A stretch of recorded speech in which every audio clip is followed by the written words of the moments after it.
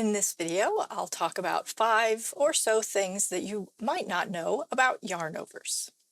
If you're a subscriber, welcome back. If you're new to my channel, welcome. I'm happy to have you here. If you enjoyed this video, please give it a like and consider subscribing. A yarn over is a stitch that adds an increase in our knitting. It simply means to move the yarn over the needle. We abbreviate this, at least in Western patterns, as YO, but in vintage patterns, this was typically abbreviated YON, yarn over needle.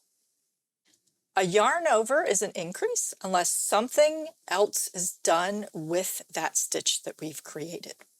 It also leaves a hole unless you do something to close that hole, like twist the yarn over. Yarn overs are typically used in lace. This is what creates the lacy open work patterns in lace knitting. If the yarn overs are isolated and more sparse in the lace knitting, this is called an eyelet lace pattern and not an all over lace pattern. Something like a cat's paw pattern would be an example of this. There's a specific kind of yarn over, abbreviated YRN, or yarn round needle, which is a specific yarn over where the yarn travels all the way around the needle and makes a larger yarn over.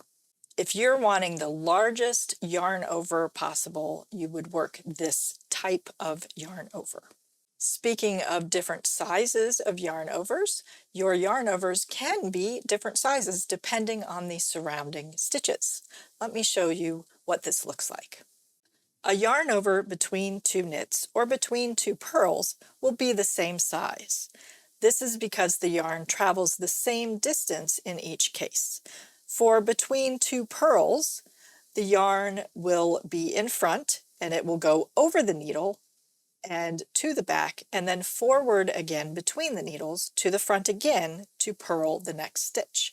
This wraps the yarn completely around the needle. Between two knits, the yarn will be in the back.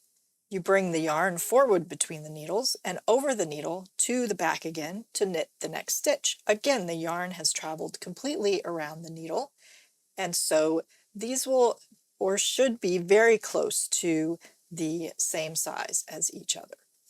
These yarn overs were worked on with the knit side facing, and these yarn overs were worked with the purl side facing. A yarn over between a knit and a purl and a knit are the same size if you make them in a way to make them the same size. A traditional yarn over is, in order to keep the right leg mounted in front, the yarn moves to the front and over the needle from front to back, and then forward again if you need to purl, or stay back if you need to knit. Well, this between a knit and a purl makes a larger yarn over because the yarn has to move forward once more to be able to purl, but you were knitting. Between a purl and a knit, if you use the traditional yarn over, the yarn is already in front, it travels over the needle, and then is already in the back to knit. This makes a much smaller yarn over. So to make a yarn over between a purl and a knit the same size as your yarn overs between your knits and your purls, you need to wrap the yarn over the opposite direction. So you move the yarn to the back after your purl, and then over the needle from the back to the front, and then back to the back again to knit the next stitch. This completely wraps the needle with the yarn over. But your yarn over is now mounted with the right leg in back, and so you need to knit that through the back loop if you're intending it to be an open yarn over. Here's a yarn over between a knit and a purl made in the traditional manner.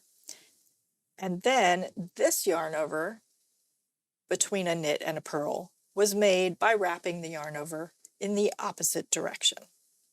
The yarn was in the back, it came from the back over the needle, and then I purled the following stitch. So made a much smaller yarn over. It's maybe subtle, but it is a smaller yarn over. Same here, these two. The bottom one was made in the traditional way between a purl and a knit. The yarn was in the front. It went over the needle to the back, and then the stitch was knitted. But here, the yarn was moved to the back between the needles and then over the top and then around again to the back to knit the next stitch. Now these are not as drastically different size, so I feel like maybe my tension was a little tighter, but this one is just a tiny bit smaller than this one. This set is maybe a better example. This one's much smaller than this one. You can use yarnovers in another way. You could make a twisted yarnover.